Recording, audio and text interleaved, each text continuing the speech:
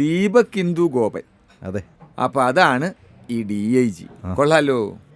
അത് പലർക്കും അറിഞ്ഞുകൂടാത്തൊരു രഹസ്യമാണ്. ആണോ? പിന്നെ ഞാനും സാറും തമ്മിലുള്ളൊരു ഓ അല്ല, അത് സാറിന് ആക്ച്വലി ഏത് ടൈപ്പ് കഥയാണ് വേണ്ടത്? എൻ്റെ കയ്യിൽ suspense thriller, drama, family drama, പിന്നെ 1-2 പീരിയഡ് സബ്ജക്റ്റുകളുണ്ട്. ഓഹോ. ഞാൻ എൻ്റെ കഥയാണ്ട് പറയല്ല, ഈ പീരിയഡ് സബ്ജക്റ്റുകളെ ഗംഭീര കഥാപാത്രങ്ങളാണ്. എടുക്കട്ടെ? പക്ഷേ അതൊന്നുമല്ല വേണ്ടത്, സിമ്പിൾ സാധനങ്ങളാണ് വേണ്ടത്. സിമ്പിൾ തിരക്കഥ ഒരെണ്ണം എൻ്റെ വീട്ടിൽ സ്പെയർ ഒരെണ്ണം കിടപ്പുണ്ട്. ഞാനത് പക്ഷേ കംപ്ലീറ്റ് ചെയ്തിട്ടില്ല. അത് സാരമില്ല, പിന്നെ സാവകാശം കംപ്ലീറ്റ് ചെയ്താൽ മതി.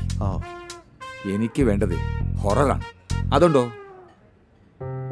ഹൊറർ എന്താ, ഹൊറർ ഇല്ലേ? ഇല്ല. നന്നായി. കാരണം ഞാൻ ചെയ്യാൻ ഉദ്ദേശിക്കുന്നത് എൻ്റെ കഥയാണ്. സാറിൻ്റെ കഥ ഹൊറർ എന്ന് പറയുമ്പോൾ ആത്മകഥയാണോ സാർ? ആത്മകഥയല്ല, കഥ ഞാൻ തരും. എഴുതാനാണ് എനിക്ക് ആൾ വേണ്ടത്.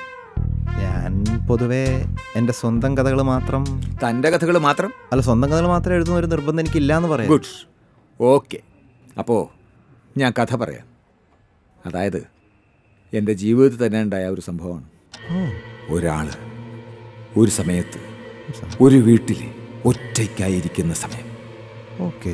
അയാൾ കണ്ണാടിയിൽ കുറേ നേരം നോക്കിയതിന് ശേഷം മാറുന്നു. കണ്ണാടിയിൽ അയാളുടെ രൂപം അയാളെ തന്നെ നോക്കി നിൽക്കുന്നു. ഇപ്പോൾ ഒരു ഹൊറർ ഫീൽ ചെയ്യുന്നില്ലേ? ഇല്ലേ? ആ സാഹചര്യത്തിൽ ഒരു രാത്രി മുഴുവൻ ആ വീട്ടിൽ കഴിയേണ്ടി വരിക. അയ്യോ, അപ്പം മറ്റ് കഥാപാത്രങ്ങൾ? ഒരു പള്ളിയിലച്ഛൻ, പിന്നെ ചില സാഹചര്യങ്ങളിലൊക്കെ മാത്രം പ്രത്യക്ഷപ്പെടുന്ന ഒരു പ്രത്യേക സ്ത്രീ. മീൻസ് പിന്നെ ഈ വികൃതമായൊരു മുഖമൊക്കെ ഉള്ള ഈ പ്രേതത്തെ പോലെ. എക്സാക്ട്ലി, പ്രേതം പോലുള്ള ഫേസൊക്കെ ഉള്ള ഒരു സ്ത്രീയും പിന്നെ ഒരു 6-7 കഥാപാത്രങ്ങളെ DIGക്ക് സൃഷ്ടിക്കാം. ഞാൻ സൃഷ്ടിക്കണം അല്ലേ? ഒരു എഴുത്തുകാരൻ്റെ സ്വാതന്ത്ര്യത്തിലൊന്നും ഞാൻ കൈകിടത്തില്ല. സന്തോഷം സാർ. അല്ലെ, കഥ എന്നിട്ട് എന്താവും? ഒരാൾ ഒരു സമയത്ത് ഒരു വീട്ടിൽ ഒറ്റയ്ക്ക് കഴിയാണ്. അത് പറഞ്ഞല്ലോ. ആ സമയത്ത് അയാൾക്കുണ്ടാകുന്ന ചില സന്ദർഭങ്ങളാണ് നമ്മൾ ചെയ്യുന്ന സിനിമ. കൊള്ളാല്ലേ? പിന്നെ ലാസ്റ്റ് പ്രേതം ഉണ്ടോ ഇല്ലയോ എന്നുള്ളതൊക്കെ എഴുതി വരുന്നത് പോലെ മാറ്റാം. എങ്ങനെയുണ്ട്? കഥ ഇഷ്ടമായോ? ത്രെഡ് കൊള്ളാം, പക്ഷേ ഒരു കഥ എന്ന് പറയുമ്പോൾ കുറേ സംഭവങ്ങളൊക്കെ വേണം. എന്ത് വേണമെങ്കിലും മിസ്റ്റർ DIGക്ക് എഴുതാം. ബേസ് കഥ ഇതായിരിക്കണം. പടം കണ്ടാൽ ആൾക്കാർ പേടിക്കണം. നമുക്കത്രേ ഉള്ളൂ. സാറ് ഇത്രയേരം പറഞ്ഞ കാര്യങ്ങൾ കേട്ടാ ആരായാലും പേടിച്ചു. അയ്യോ, ഇതൊരു ഭയങ്കര ത്രെഡാണ്. നിങ്ങൾ പറഞ്ഞത് ശരിയാണ്. ഈ കഥ കേട്ട എൻ്റെ സുഹൃത്തുക്കൾക്കൊക്കെ ഇപ്പൊ കണ്ണാടിയിൽ നിന്ന് കേട്ടാ പേടിയാണ്. അയ്യോ, അപ്പം എനിക്ക് മനസ്സിലായി ഇത് വർക്കാവും. ഈ സുഹൃത്തുക്കളൊക്കെ എപ്പോഴെങ്കിലും എനിക്കൊന്ന് പരിചയപ്പെടുത്തി തരണം. തീർച്ചയായും. അപ്പം അങ്ങനെ നമ്മുടെ കഥ റെഡിയായി. ഇനി തിരക്കഥ സംഭാഷണം മാത്രം. അത് മിസ്റ്റർ DIG ചെയ്താൽ മതി. അപ്പോൾ കഥ സാറിൻ്റെ ആണ്, സാറിൻ്റെ പേരിലാണ്. ഒരു കാര്യം വിട്ടുപോയി. കഥ മാത്രമല്ല, തിരക്കഥയും സംഭാഷണവും കൂടി എൻ്റെ പേരിലാവും വരിക. എങ്ങനെ, മനസ്സിലായില്ലേ? അതിനുള്ളത് ഞാൻ പേ ചെയ്യാം. ഓക്കെ. ഹലോ, ഞാൻ വിളിക്കാം. കുറച്ച് സമയം. ഓക്കെ. ഇതിൻ്റെങ്കിലും പൈസ പറ്റില്ല ഇരിക്കാണ്ട് ഇയാളെ കൊണ്ട് കൊടുപ്പിക്കാൻ നോക്കണോട്ടോടാ, കേട്ടോ? എന്താ, തനിക്ക് പറ്റില്ലേ? താൻ ഇതിനു മുമ്പ് സിനിമയൊന്നും എഴുതിയിട്ടില്ലല്ലോ. പിന്നെന്താ, ഇതൊരു എക്സ്പീരിയൻസ് ആയിട്ട് കൂട്ടിയാൽ മതി. മാത്രമല്ല ഞാൻ പേ ചെയ്യുന്നുണ്ടല്ലോ. ഓക്കെ അല്ലേ? മനസ്സിലായി സാർ. അപ്പം റെഡിയല്ലേ? എല്ലാം ഫാസ്റ്റ് ആയിരിക്കണം. കഥ കേട്ടാൽ ആളുകൾ പേടിക്കണം. അപ്പം നമുക്ക് അടുത്ത ആഴ്ച കാണാം. അതൊക്കെ സാർ. എനിക്ക് ചെറിയൊരു അഡ്വാൻസ് തരണം.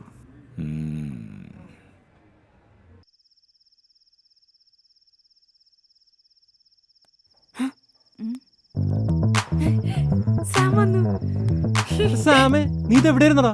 ഞങ്ങൾ ആകെ വിഷമിച്ചു പോയില്ലേ? നീ വന്ന് ഇവിടെ ഇരുന്നേ. ഫോൺ വിളിച്ചാലും എടുക്കൂല ചെക്കൻ. ഞാൻ ആ കാശ് റെഡിയാക്കാൻ വേണ്ടി പോയതാ. എടാ എടാ അതൊക്കെ ഞാൻ വെറുതെ പറഞ്ഞാലടാ. അങ്ങനെ ഒന്നുമില്ലടാ. അയ്യോ സാമേ, നിന്റെ വാടകയൊന്നും വേണ്ട, അവി വെറുതെ പറഞ്ഞതല്ലേ. Come on. അതന്നെ, ടേക്ക് ഇറ്റ് ഈസി മാൻ. അവനോടെ അവ എത്തിയിട്ടില്ല. എന്തായാലും ഇപ്പൊ നീ വന്നില്ല, അവൻ എന്തായാലും എത്തിക്കോളും. വരാണ്ട് ഞങ്ങൾ വേറെ എവിടെ പോവാൻ.